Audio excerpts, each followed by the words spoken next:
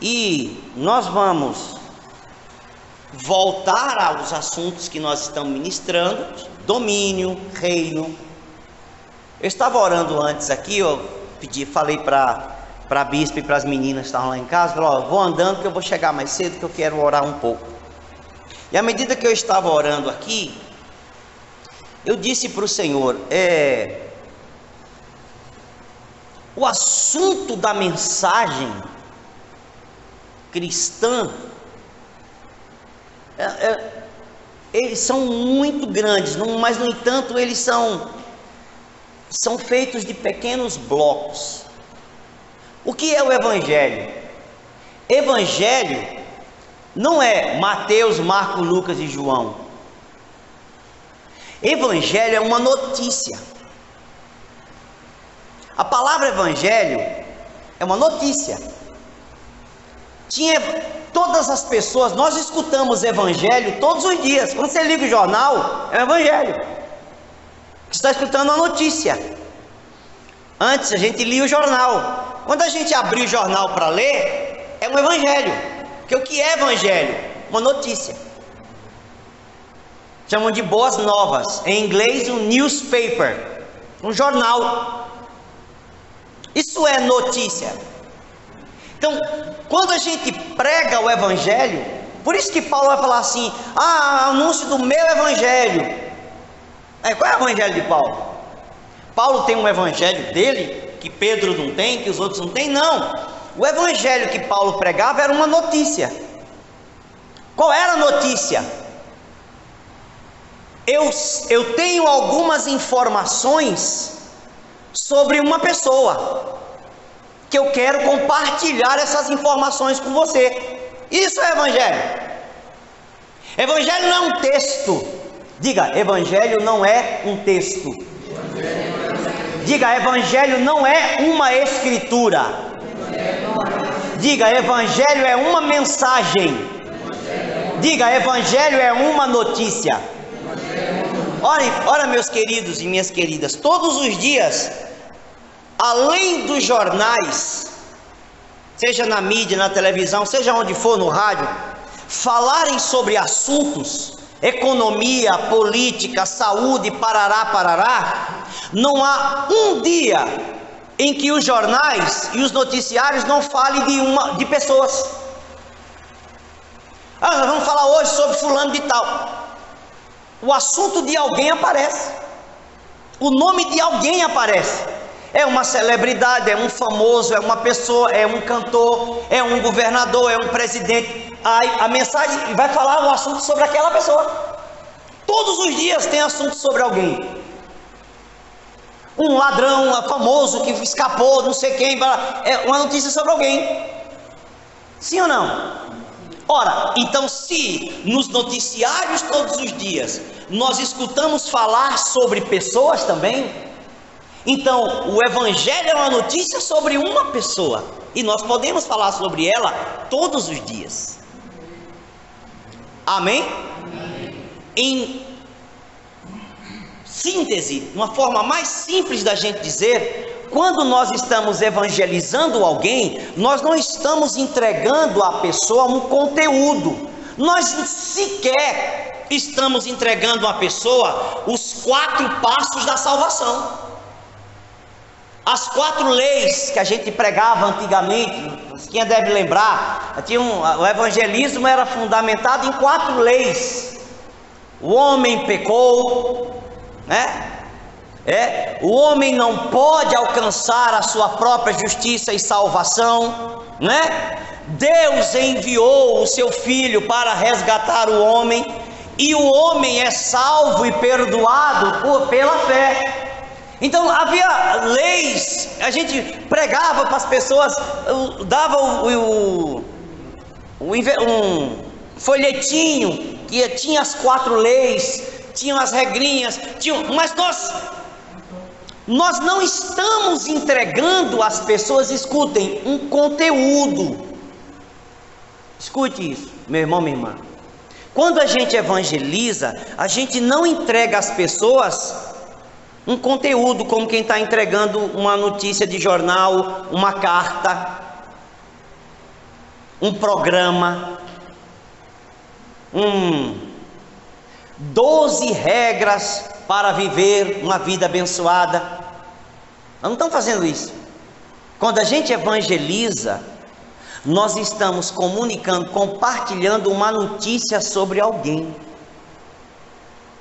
É diferente compartilhar uma notícia sobre alguém de você entregar um texto. Sim ou não? Porque uma notícia, quando a gente conversa sobre alguém, o que a gente fala? Olha, você soube de fulano? Não. Você não viu no noticiário? Não, pois saiu até no jornal. Você conversa diferente. Olha, fiquei sabendo, fulano me ligou hoje, se é de família. Fulano me ligou hoje, dizendo que a filha dela está assim, assim, assim, assim, até me pediu oração. Olha, eu estou comentando aqui com vocês aqui em casa, para a gente também orar, interceder, e quando vocês verem a pessoa na rua, ou quando vocês se encontrarem com ela, olha, falem com ela, chamem para ir para a igreja, faça não sei o que. Quando você conversa sobre alguém é diferente. Sim ou não? Você fica solto, você não é formal. Está me entendendo? Você conversa. Você fala daquela pessoa como se conhecesse aquela pessoa. Sim ou não? É essa a maneira da gente falar sobre Jesus. Tem que ser uma coisa tão natural como se a gente estivesse conversando sobre um amigo nosso. Estão entendendo? Amém. Estão entendendo? Ah, você está conversando no meio da conversa, não sei o que, daqui a pouco alguém põe um assunto e falou assim, olha, bem que Jesus falou. Você falou o quê? Rapaz, você não sabia que Jesus disse isso? Não sabia não. Então, rapaz, mas Jesus falou isso aí. O que Jesus falou? Olha, falou assim, assim, assim. É mesmo? É. Não sabia disso não. Pois é, você precisa ler um pouco mais? Mas eu tenho uma notícia para você. Ele fez isso, ele ensinou isso, mas não apenas isso. Ele veio como fruto do amor de Deus por nós. Aí você pode falar da graça, falar da salvação, da justificação, ou não, apenas anunciar uma notícia sobre Jesus e deixar a pessoa com vontade de quero mais, de saber mais um pouco. Às vezes você não tem habilidade, talvez você não tenha habilidade de comunicar bem aquela mensagem. O que você faz? Você chega para os pastores da igreja e fala assim, a pessoa está interessada em saber um pouco mais de Jesus. Tem como você vê o perfil de cada pastor da nossa igreja, aí você fala assim, essa pessoa, esse meu amigo que está interessado, ou a minha amiga que está interessada sobre Jesus, a melhor pessoa para falar com ela é o pastor Rafael. A melhor pessoa para falar com ela é a pastora Jéssica, porque eu acho que o perfil da pastora Jéssica se identifica com essa pessoa. Você vai até a pessoa e fala assim, você pode me ajudar numa conversa com o meu amigo? Para você explicar melhor, porque eu não consegui explicar, mas o meu amigo ou minha amiga está querendo saber mais sobre Jesus. Está entendendo, gente? Simples. Simples. Às vezes você não tem o recurso, o conhecimento adequado, às vezes você não se sente capaz de fazer, mas você tem gente que são seus pastores, são seus amigos, que tem recursos didáticos e que podem chegar ali e conversar com a pessoa, e a gente ganhar aquela seu amigo para Jesus. Amém? Está me entendendo? Sim ou não? Sim ou não? Então, fecha a porta, por favor. Evangelismo, evangelizar uma pessoa é falar sem protocolos, é falar com naturalidade sobre alguém que você conhece. Ora, você não entregou sua vida a Jesus? Sim ou não? Você não acredita que Jesus Cristo está em sua vida? Que Ele é o seu Senhor? Você não lê a Bíblia, a Escritura que fala sobre Ele? Então você o conhece. Quando você o conhece e cada dia deixem de ficar lendo, ouvindo coisas que não falam sobre Jesus. Amém? Tem porque é assunto, gente, o povo multiplica um monte de assunto que não tem nada a ver com Jesus aí. Vocês jogam isso fora, todo joga isso fora. Amém? E aí você começa a ler, a ouvir aquilo que fala sobre Jesus. E aí você vai aprender mais sobre Ele. E aí você vai ter mais condições de falar para uma pessoa sobre Ele. Ok? Outra coisa que eu queria dizer para vocês antes da gente entrar aqui no texto. Primeiro é isso, eu estava orando por isso. Estava orando com o Senhor isso aqui. A outra coisa que eu estava orando ao Senhor é que não há dificuldades que nós possamos alencar, declarar, escrever, proclamar, dizer. Não há dificuldade para servir a Deus. Nós não podemos colocar dificuldades para servir a Deus, para servir a igreja, para falar do amor de Cristo, para ser igreja. Nós não podemos pôr dificuldade na nossa vida. Nós não podemos dizer, é longe. Nós não podemos dizer, será que eu tenho que ir a pé, de ônibus? Se for longe, se for a pé, de ônibus, de bicicleta, plantando bananeira, andando com as mãos, você vai. Porque você não pode colocar dificuldade para servir a Deus e para servir a igreja de Deus. Então, não coloque empecilho para fazer a obra de Deus. Eu estou cansado, cheguei agora, não sei o que. Não existe isso, gente. Acabou isso aí. Não pode, crente não pode colocar essas coisas na cabeça. Quem é que não está cansado? Quem é que não vive cansado? Quem é que não se cansa? Quem é que não quer dormir? Quem é que não quer tomar um banho e relaxar com as perninhas para cima no sofá? Todo mundo, mas a obra de Deus precisa ser feita, e cabe a quem é de Deus fazer a obra de Deus. Deixa o povo do mundo, enquanto não se converte, fazer o que quer, mas nós que entregamos nossa vida a Cristo, precisamos dedicar a nossa vida a Cristo. Amém? Se a nossa mentalidade não estiver nisso, não tem problema, não tem empecilho, eu vou fazer. Não vai sair do lugar. Nada cresce, nada desenvolve, nada anda. Bom, e essas são as duas coisas que eu falei. A notícia, evangelizar, é dar a notícia. Não podemos ter problema em falar de Jesus para as outras pessoas, os mais novos aos mais velhos. E a segunda coisa que eu queria falar era essa: nós não podemos pôr empecilho para servir a Deus. Minhas filhas, seus filhos, seus 5 filhos pequenos, nunca foram empecilho da senhora descer daqui na lama, andando sob tábuas, para ir para o culto. Escola bíblica dominical, quarta-feira à noite no culto, escola bíblica dominical de manhã e culto à noite, sem seu marido querer lhe acompanhar, a senhora carregando seus 5 filhos sozinho para a igreja. Reunião das mulheres durante a semana. Qual é o empecilho? Nenhum. Filho não é empecilho. Com as minhas 3 filhas eu descia também a pé daqui para Seródio, carregando no carrinho até lá. Não tinha carro, não tinha ônibus, não tinha nada. Descia a pé daqui até lá para servir a Deus na igreja, quarta, domingo de manhã e domingo à noite. Porque a gente ia domingo de manhã e também domingo à noite. Nós não escolhia, eu vou de manhã, não vou à noite. Não tem essa bobagem.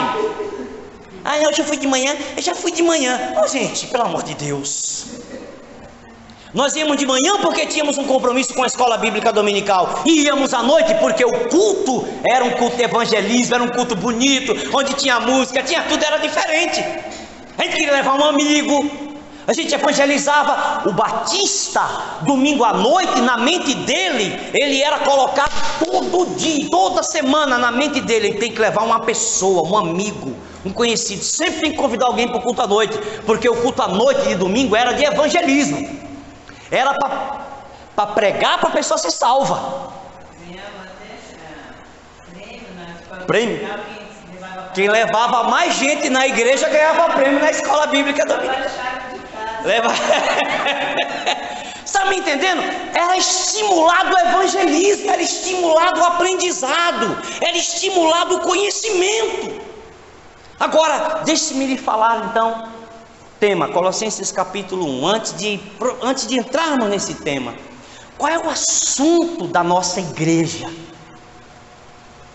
Falando para Deus, quando a gente pensa em Cristo, na nova criação, a gente não tem muito sobre o que falar, embora tenha muito do que dizer, os blocos são curtos, os assuntos são centrados, embora dentro de cada um daqueles blocos de conhecimento, quando você fala assim, qual é o assunto da igreja que tem Jesus? O que a gente deve falar? O que a gente deve pregar? O que a gente deve ensinar? Quando a gente fala o bloco da nova criação, ora, a nova criação tem um monte de assunto e características dentro dela, mas é um bloco nova criação. Nós temos que falar sobre a nova natureza, a nova personalidade, a nova natureza que agora nasce com o poder sobre o pecado, com o poder para andar em santidade, porque antes se entregava ao pecado, porque era vendido, era um escravo do pecado, mas agora fomos libertos do pecado,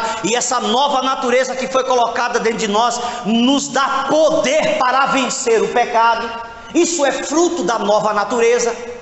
Quando falamos desse bloco sobre nova natureza, tem muito assunto lá dentro, mas é nova natureza. Outro assunto que nós vamos falar sobre Cristo, autoridade. O assunto da igreja tem que ser autoridade.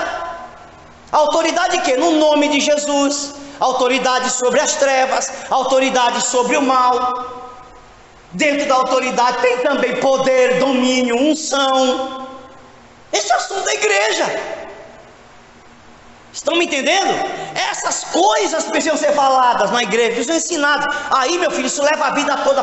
Podemos falar isso séculos. Podemos falar sobre esses assuntos, eles nunca vão acabar.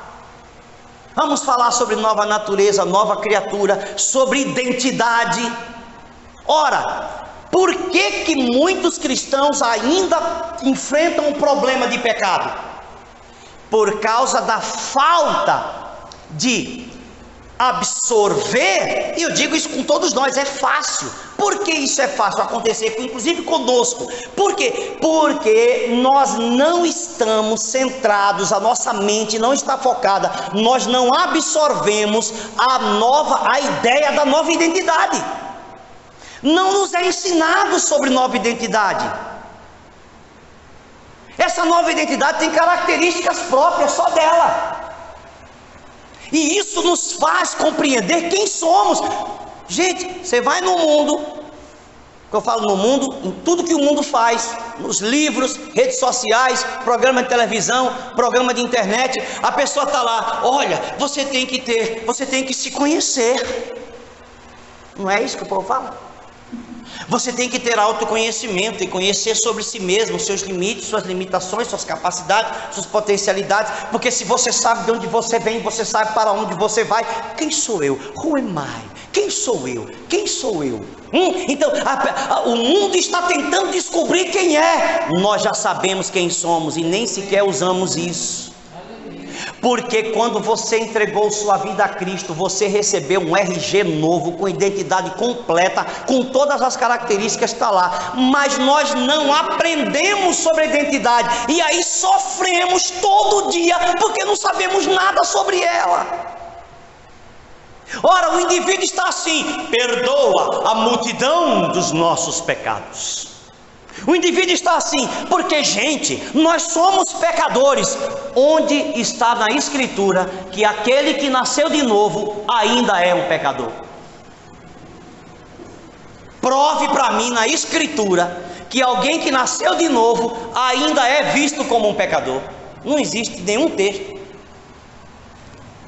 Paulo vai falar de si mesmo, alguém vai dizer, mas Paulo disse um dia assim, eu que sou o maior dos pecadores. Paulo não disse que ele era o maior dos pecadores, porque ele continuava pecando. Ele estava querendo dizer que ele foi o maior dos pecadores, porque ele perseguiu a igreja. Mas quando Paulo escreveu aquilo, ele não estava mais perseguindo a igreja. Então ele não era mais. Então o verbo e o tempo estão traduzidos errados. Paulo não está dizendo eu sou o maior pecador. Paulo está querendo dizer eu fui o maior dos pecadores. Porque Paulo não está mais perseguindo a igreja. Então ele está falando de um tempo passado e ele está dizendo que ele é algo que ele não é mais. Paulo, como é que Paulo, falando do passado, que prendeu, que perseguiu, que torturou, que fez não sei o que os cristãos, agora Paulo diz, ó, eu persegui a igreja, eu sou o maior dos pecadores. Paulo está dizendo que ele é? Não, Paulo está dizendo que ele foi, não que ele é. Então essa frase de Paulo não serve para dizer, nós precisamos dizer que nós somos pecadores, não. Essa era a minha discussão com um irmão amado e querido que eu tinha na outra igreja batista que nós fizemos parte. Eu sempre disse para ele assim, ó, não somos pecadores, somos sujeitos ao pecado, podemos pecar, mas pecadores não. Deus não nos chama mais de pecadores. Em Cristo Jesus, Deus não nos vê como pecadores, como salvos, libertos, perdoados, santificados, santos, fiéis, abençoados. É uma palavra que eu usava muito lá, e abençoado, ô abençoado. Eu usava muito essa expressão, pegou na igreja todinha, todo mundo chama, e aí abençoado. Até quem não gostava de mim chamava, e aí abençoado. Esse negócio pegou, virou uma febre na igreja essa expressão, é abençoado, e abençoado. Por que abençoado? Efésios 1:3, porque somos abençoados com todas as sortes de bênçãos nas regiões celestiais em Cristo Jesus. A Escritura não diz, porque pecadores somos abençoados, não. Paulo vai dizer, outrora, antes vocês foram, antes vocês estavam assim, antes vocês tinham essa identidade, mas agora, resgatados, ressuscitados, assentados com Cristo nas regiões celestiais, algo novo aconteceu dentro de você, há uma identidade nova, louca para se expressar aí, doida para vir para fora. Nós somos os únicos que realmente colocamos para fora do guarda-roupa, para fora do armário, a nossa identidade. Nós é que temos a identidade do armário, e essa identidade está prontinha. E qual é a nossa identidade? Santos,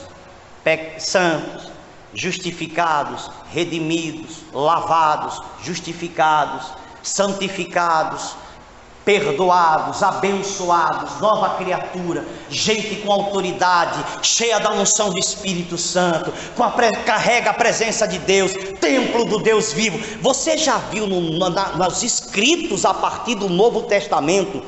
Eu fiz uma leitura uma vez do Novo Testamento, anotei no meu caderno, está lá guardadinho.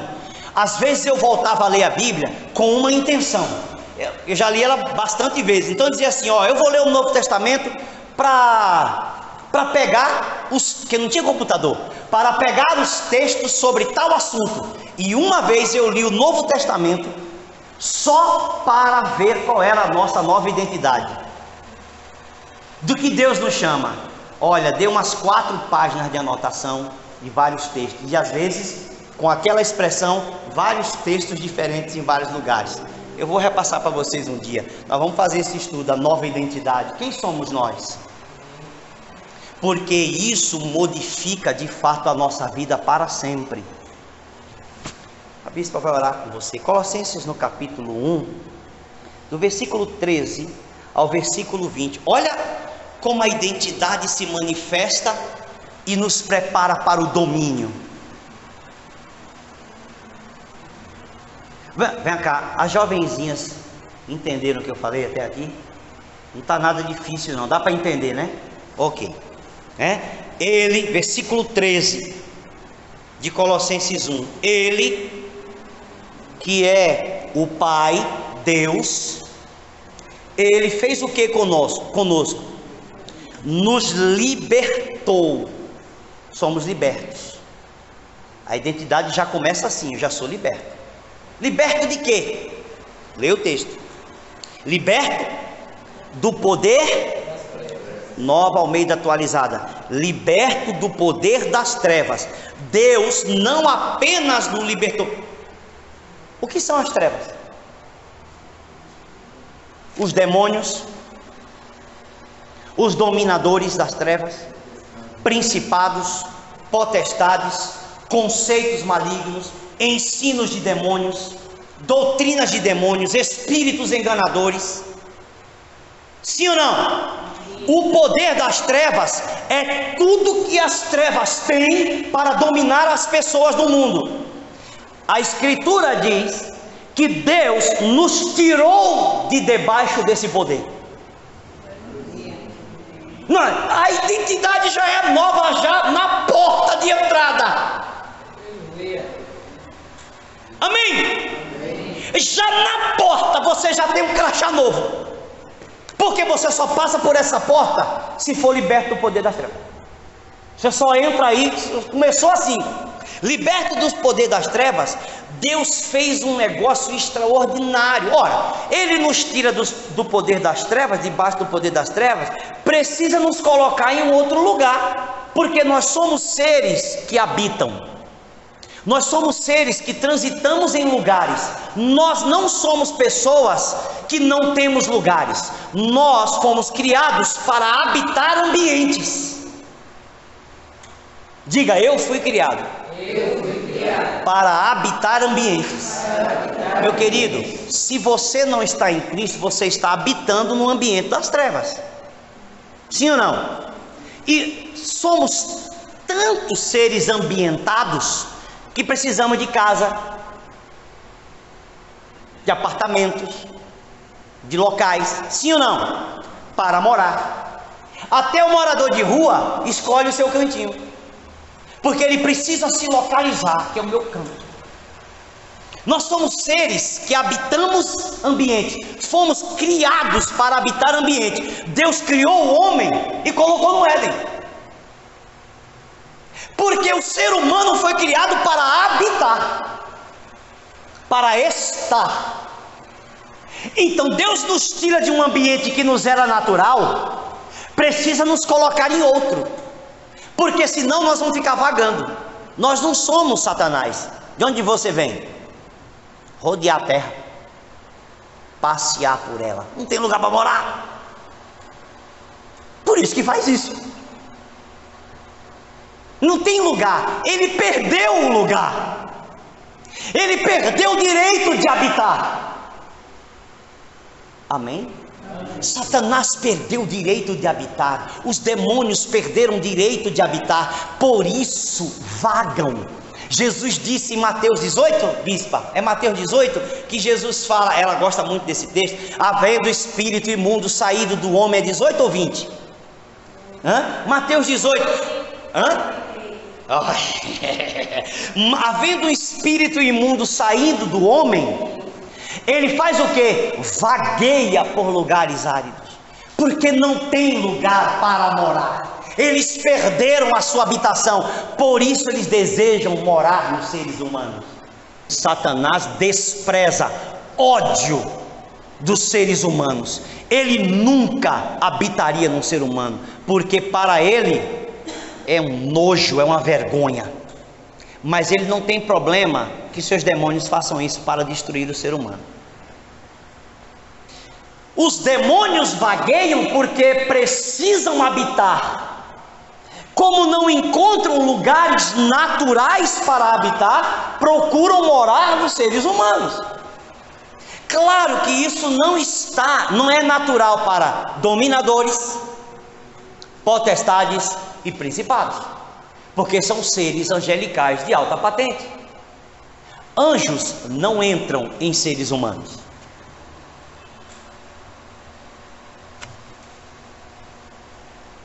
Anjos não entram em seres humanos. Demônios que perderam seus corpos celestiais, não sabemos como, entram. Nós não sabemos a origem dos demônios. Como os demônios se originaram? São os anjos caídos? Não sabemos. Não há indicação na Bíblia da origem dos demônios. Sabemos que os anjos de potência caíram, mas como surgiram os demônios? Não sabemos. Há um monte de teoria, mas a Bíblia não explica. Jesus nunca chama um demônio de anjo caído. Jesus chama um demônio, pode ler nos evangelhos. Pode ler. É difícil até tirar as palavras, né? Nos livros da Nova Aliança. Pode ler nos livros da Nova Aliança, nas cartas da Nova Aliança. Jesus chama os demônios de quê? Espíritos imundos. Jesus também não tem nenhum apreço por eles. Jesus não gosta de nenhum deles. Jesus não tem educação com nenhum deles. Espírito imundo. Espírito imundo. Amém? Saiam dele. O que você quer, meu filho? Eu nem comecei o texto, mas ela vai orar. Eu vou entregar aqui. São 9:05. Deixe-me lhe dizer aqui, tentando ainda no versículo, depois nós voltamos a esse texto, amém? Nós temos tempo para lidar com todos esses assuntos novos o ano todo, a vida toda. Amém? Enquanto estivermos na terra, nós vamos falar sobre esses assuntos na igreja, porque nós vamos aprender nossa identidade, nossa autoridade, o poder, a unção que está na nossa vida, o que somos como igreja e domínio, para exercer domínio na terra. Amém? Amém? Isso é para você, Beli, isso é para você, Laís. Isso é para a senhora Francisquinha, isso é para a senhora Nazaré, isso é para o senhor Adão, isso é irmã Edna, isso é para a Vera, isso é para o Everton, isso é para a Carol, isso é para o Rafael, isso é para o Manu, para o pastor Felipe, isso é para o André, para a pastora Jéssica, isso é para todos nós enquanto igreja. Se os outros não falam sobre isso, nós falaremos sobre isso. Mas encerro aqui. Ele nos tirou de um lugar de habitação, precisa nos colocar em outro, porque somos seres que habitam. E aí o que acontece? Ele nos libertou do poder das trevas e nos, lê o texto, Colossenses 1:13, e nos transportou para o reino. Estamos num reino, gente, não em uma democracia.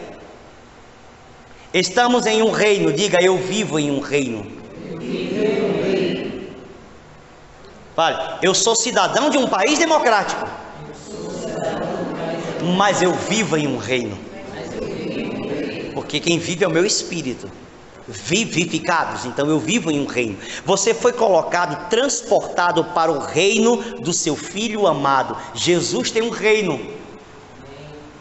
Diga, Jesus tem um reino, e eu sou participante desse reino agora.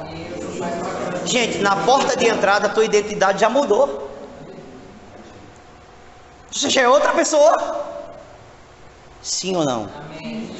Transportados não é um assunto, não foi algo que foi feito com educação.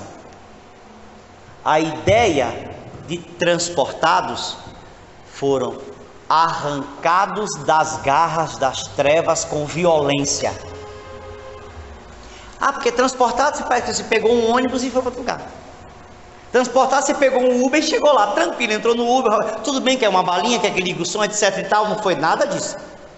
Transportados dá a ideia de que você foi arrancado com violência das garras daquele que não queria te soltar. Ele precisou de usar a força para te arrancar das trevas e te colocou agora no reino do seu Filho amado. Claro que Jesus não usou de violência contra você, Jesus usou de violência contra o diabo. A Escritura diz que ele pisou a cabeça de Satanás. Desde Gênesis, Deus prometia que o filho da mulher pisaria a cabeça da serpente. E quando ele ressuscitou, ele foi ferido no calcanhar. Satanás pensou que tinha matado. Ele foi ferido no calcanhar, mas o mesmo calcanhar ferido na ressurreição, de forma simbólica, é aquele calcanhar que pisa na cabeça da serpente. E agora, com este poder, ele arranca todos que creem do poder de Satanás e os coloca agora no seu reino. Satanás olha para o lado de cá e vê os portões do reino, e Jesus está na frente, dizendo assim: ó, o reino é meu, aqui você não entra. Amém? Amém? Precisamos absorver essas verdades nas nossas vidas. Vamos orar.